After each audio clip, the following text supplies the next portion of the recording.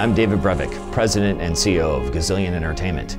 In the past, I've worked on games such as Diablo and Diablo 2, but today I'm excited to show you a sneak peek at the early gameplay experience in Marvel Heroes, our massive multiplayer online action RPG. It has been designed from the ground up to be a free-to-play game. We believe it is one of the highest quality free-to-play games out there. There are no barriers to entry, there's no paying for power, you can play through the entire experience all for free. Our story begins on the Raft, a special floating prison where S.H.I.E.L.D. keeps the most dangerous supervillains. Hydra is orchestrating a jailbreak and our job is to stop them. Keep in mind that this is still very early gameplay captured from our closed beta, so expect some of what you're about to see change in the future. We're going to play as Storm today. Storm is a member of the X-Men with the ability to control the weather. Because the Raft is the first thing players will see when they play Marvel Heroes, we've designed it to introduce the basic mechanics of the game. If you played action RPGs in the past, or even if you're new to the genre, the controls are very easy to pick up. Left click makes your character move and attack. Right click activates the secondary power. As your character gains experience and levels up, you will gain access to new powers and new abilities that allow you to customize your hero according to your playstyle.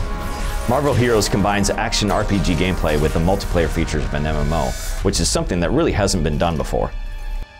As you can see, a piece of loot is dropped, and in this case, it's a new cape for Storm. You can equip it either by right-clicking on it in your inventory or clicking and dragging it into the appropriate slot. In our game, drops are on a per-character basis, so any of the loot that is on the screen can only be seen and picked up by you. You don't have to race to pick it up before someone else steals it because different loot drops for each individual player.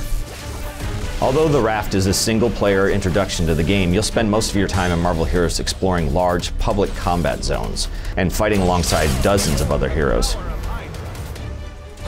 She's making her way through the Raft here, and it looks like she's showing us an example of a throwable object. If you hit an enemy with a chair like this, it'll stun them and leave them vulnerable to attack. Storm can easily pick up a chair or a trash can with her powers, but you can expect stronger characters like the Hulk to be able to chuck dumpsters or cars at enemies to deal massive damage. Part of making your character feel like a superhero is making you feel powerful, so every zone has a ton of destructible objects. So if you look on the right side of the screen here, you'll see that we have a number of mission objectives. In order to help these S.H.I.E.L.D. agents get the Raft back under control, we've got to reactivate the security system, restore the main power grid, and lock down all the cells to stop the prisoners from escaping. Now we're going to take a ride on the funicular down to Cell Block Alpha, where the most dangerous villains are locked up. In Marvel Heroes, enemies aren't going to be standing around waiting to get beaten up. They're going to come at you with grappling hooks, jetpacks, and you can see they'll even climb up a moving elevator to get you. Oh, nice! A whole bunch of experience orbs have popped out. Every time you take down an enemy, your character gains experience, but sometimes you'll get the chance to pick up some bonus experience by grabbing these orbs. Experience orbs can only be picked up by you, but you'll see them start to shrink and disappear if you don't pick them up quickly. These orbs come in a variety of flavors. Red restores your health, blue restores your spirit. The quicker you grab them, the bigger the bonus. Here she just found a waypoint. Waypoints are activated when your hero runs over top of them, and that allows you to teleport at any time back to another waypoint you've discovered, and that's also where your character will appear if you're defeated. We're getting pretty close to the security console, and it looks like Hydra's got it locked down. True power. Storm takes them down, and now S.H.I.E.L.D. should have access to the Raft security systems again.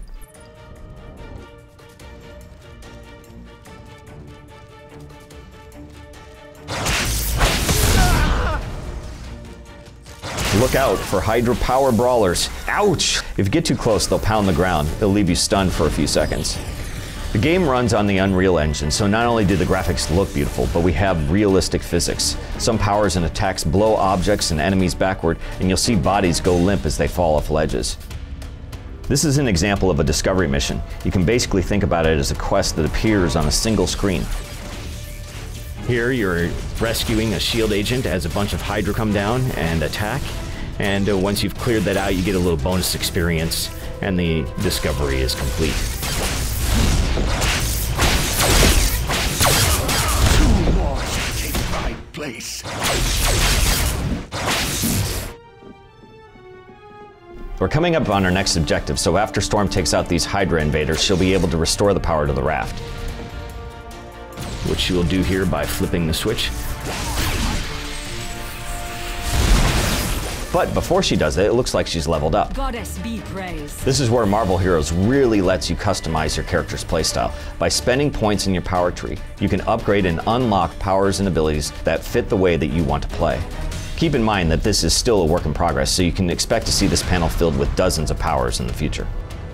So as our second objective here, we're going to restore power to the... Oh my god, Living Laser was in there! Laser. You're no match for a living laser. Boss characters in Marvel Heroes are much stronger than your average Hydra goon, and they'll challenge you to find ways to avoid their attacks. Living Laser can teleport across the screen, channel an energy beam, and fire energy projectiles. Storm's doing a pretty good job of dodging these lasers, but it looks like she's taking some damage. Luckily, she's got a nice stack of medkits in her inventory that she can use by hitting H on the keyboard. Storm's really got him on the ropes, using her new power to tear into his health bar. And there he goes. As a reward, you will see a giant loot pinata, something that is near and dear to my heart. Every boss in Marvel Heroes drops a medal that you can equip to power up your character. Since Living Laser is basically pure energy, his medal boosts your maximum spirit. If you beat a heavyweight like the Rhino, you might get a chance to knock enemies down with each attack. Generally, each medal is flavored after the boss you've defeated. Another great feature of Marvel Heroes is the ability to bring up your roster and switch to any hero you've unlocked. Here, we've switched to Deadpool, one of my personal favorites. Hello, my name is Inigo Montoya. You killed my father. Prepare to die. As you can see here, we have a few ready-made costumes to choose from. We have his X-Force costume, as well as his Pirate Deadpool. Arr! But now, we're just going to stick with his traditional red and black. There are a variety of costumes for every character, hundreds of costumes in the game, so you're not going to see two Deadpools who look and play exactly the same. As you can see, Deadpool plays very differently from Storm. Every character in Marvel Heroes plays differently. Some are brawlers like Thing and Wolverine, others are better at range, some fly. One of us broke something. These are all different ways you can play the game, so RPG fans can really think of each hero as its own character class. Deadpool's a really versatile character. He uses pistols, swords, and as he levels up, he can take advantage of his healing factor to regain health over time. Deadpool's doing a good job of defeating some of the enemies. He's also using an ability called Stop, Drop, and Roll, which lets him move through enemies and underneath missiles.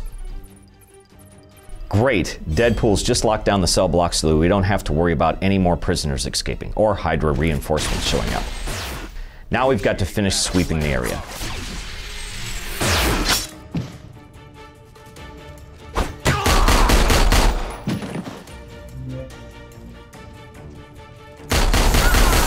It looks like Deadpool was just about to get smashed by that power brawler, but his stop, drop, and roll ability briefly stuns the enemy, so it's great to use when you see the bad guys winding up for a powerful attack. Uh-oh, that's not good. Eddie Brock managed to get out of his cell before we could initiate the lockdown, and it looks like he's being infested by the Venom symbiote. We'll probably have to fight him later in the game. One of the great things about this game is that we've got access to thousands of characters from the movies and comics. You're going to be picking up missions from NPCs like Professor X, Agent Coulson, and here it looks like Maria Hill needs our help. Green Goblin is still on the loose, and he's standing between these SHIELD agents and the exit.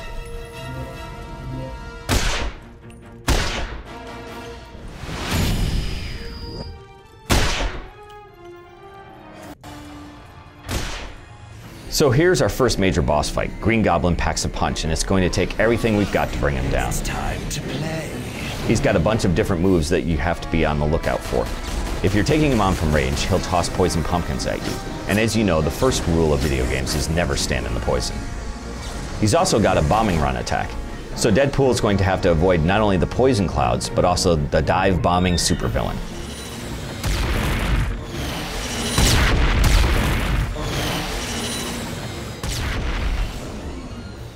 Get too close and he'll knock you back with an energy shock.